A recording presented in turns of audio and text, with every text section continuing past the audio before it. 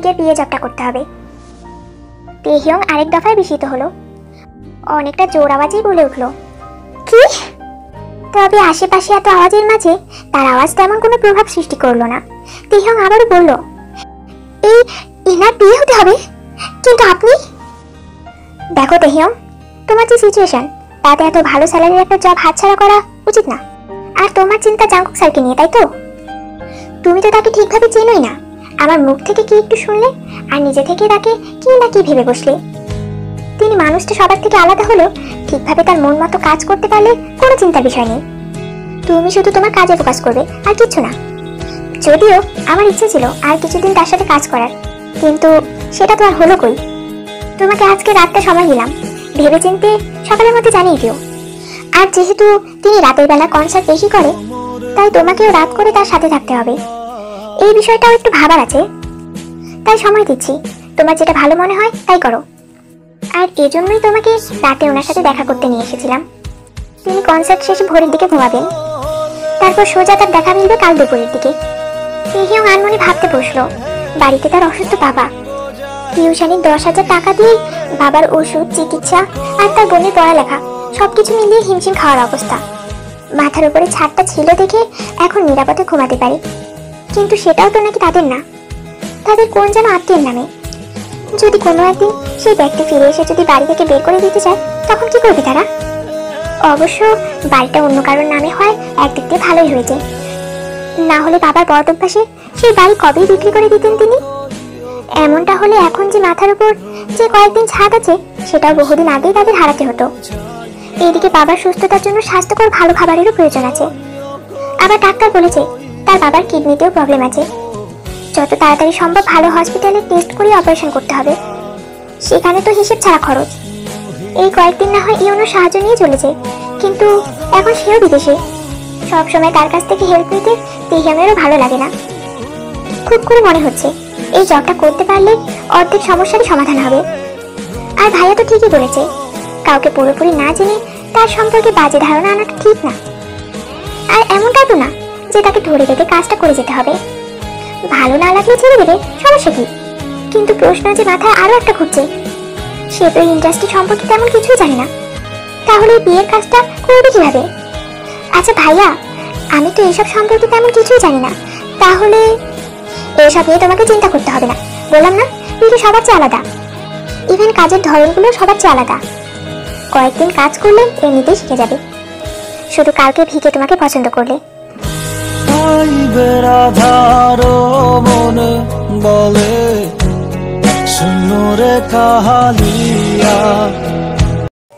বেগম আর তার কথা শেষ করতে পারলো না, তার আগেই হুট করে গানটা থেমে গেল আর শুরু হলো মানুষের চিল্লাচিল্লি। যে কারণে এতক্ষণ ধরে দোয়া করছিল যেন আজ কোনো কেলেঙ্কারি না হয়, কিন্তু ঠিক তাই হলো। নিচ থেকে কাউকে একজন টেনে নিয়ে স্টেজের উপর তুলে ভিকে তার গিটার দিয়ে বেধরে মারছে। অল্প কিছুক্ষণের মাঝেই মারতে মারতে গিটারের অবস্থায় বেহাল হয়ে গেছে। আর সেই মার খেতে থাকা মানুষটা আজ বাঁচবে কিনা তা নিয়েও বেগমের মনে সংশয় জেগেছে। এদিকে এমন দৃশ্য দেখে তেহিয়ং পুরো আটকে উঠল। এই কেমন পৈশাচিক কাণ্ড! এভাবে কাউকে কেউ কিভাবে মারতে পারে? তার চেয়ে বেশি অবাক হলো যখন দেখলো তাকে আটকানোর জন্য কেউ এগিয়ে যায়নি। সবাই যার যার জায়গায় জড়সড় হয়ে রয়েছে। এতক্ষণ আগে ভিকের গান শুনে সবার মাঝে যে উল্লাস আনন্দের যে কোলাহল ছিল তা তো নেই। সাথে সবাই যে লোকটিকে মারার জন্য চিল্লাচিল্লি করছিল, সেই আওয়াজটিও এখন কমতে শুরু করেছে। তেহিয়ংয়ের মনে হলো কেউ যেন সাহসী পাচ্ছে না তার কাছে গিয়ে আটকানোর। আবার দেখলো কেউ কেউ তো মোবাইল হাতে নিয়ে ভিডিও করছে। এই বিষয়টি যেন তেহিয়ংয়ের রাগকে আরো তুঙ্গে উঠিয়ে দিল। তেহিয়ং মেয়েটা পরিচিত অথবা বন্ধু বান্ধবদের সাথে সবসময় ফ্রেন্ডলি, এছাড়া এমনিতেও সবার সাথে ফ্রেন্ডলি থাকার চেষ্টা করে, আর যে কারণে কথাটাও একটু বেশি বলে। আর রাগ জিনিসটা সচরাচর তার মাঝে দেখা যায় না, কিন্তু যখন সহ্যের সীমার বাঁধ ভেঙে যায় তখন সে ভয়ানক আগুন পাখিতে পরিণত হয়। রাগের মাথায় কি করে না করে তা ভাবা সম্পূর্ণ বন্ধ করে দেয়। সেই মুহূর্তের উদ্দেশ্য তার একটাই, প্রতিপক্ষকে নিজের সর্বোচ্চ ক্ষমতা দিয়ে শেষ করা। এইবার তেহিয়ং যখন বেগমের দিকে তাকিয়ে দেখল বেগম নির্বিকারভাবে চেয়ে চেয়ে শুধু ঘটনাটা দেখে যাচ্ছে, তখন তেহিয়ং নিজের রাগ কন্ট্রোল করে বলল, ভাইয়া আপনি এখন এখানে দাঁড়িয়ে আছেন কেন? ওনাকে কি ধরুন, না হলে উনি তো মেরে ফেলবেন লোকটাকে।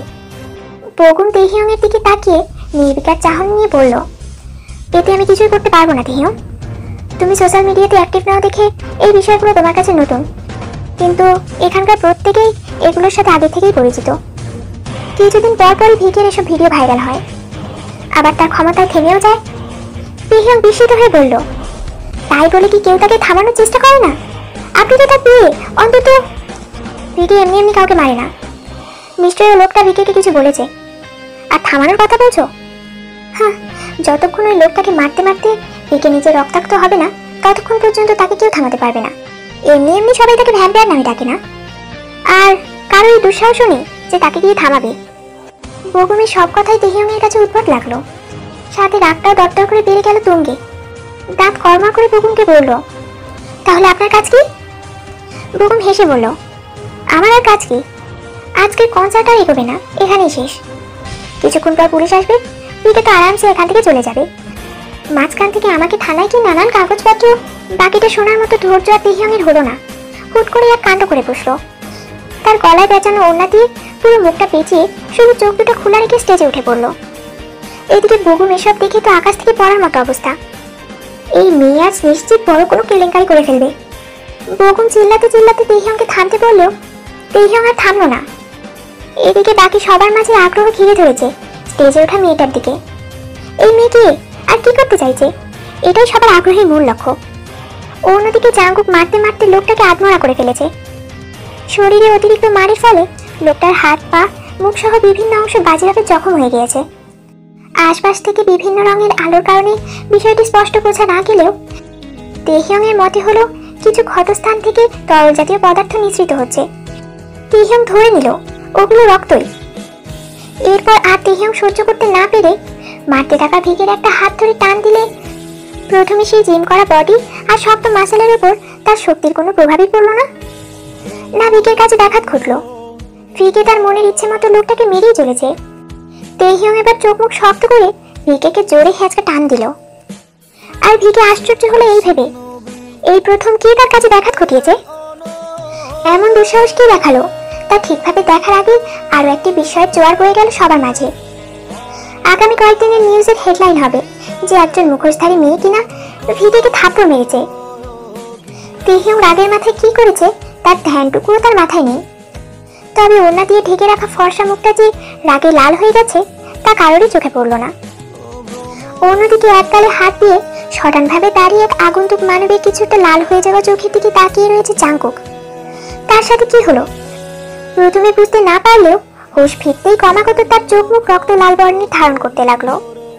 সাথে সাথে শক্ত হলো হাতের মুষ্টি এবং ফুলে উঠলো পেশিবহুল হাতগুলো। অন্যদিকে তেহিয়ং এখনো নিজের করা কাজ নিয়ে অবগত নয়। সেও রাগান্বিত চেহারা নিয়ে ভিকের চোখের দিকেই তাকিয়ে রয়েছে। এইদিকে তাড়াহুড়ো করে পেছন থেকে বগুম সহ কয়েকজন লোক আসলো। প্রথমে বগুম তেহিয়ংকে টেনে তার এক বন্ধুকে ইশারা দিয়ে ওকে সরিয়ে নিয়ে যেতে বলল। আর বাকি সবাই এখন জাঙ্কুকের উপর ভয়াত্মক চেহারা নিয়ে এক প্রকার কাঁপাকাঁপি করছে। সবার মাঝে একটাই আতঙ্ক, এই না জেকে চরের প্রতিশোধ নিতে কোনো এক তাণ্ডব শুরু করে দেয়।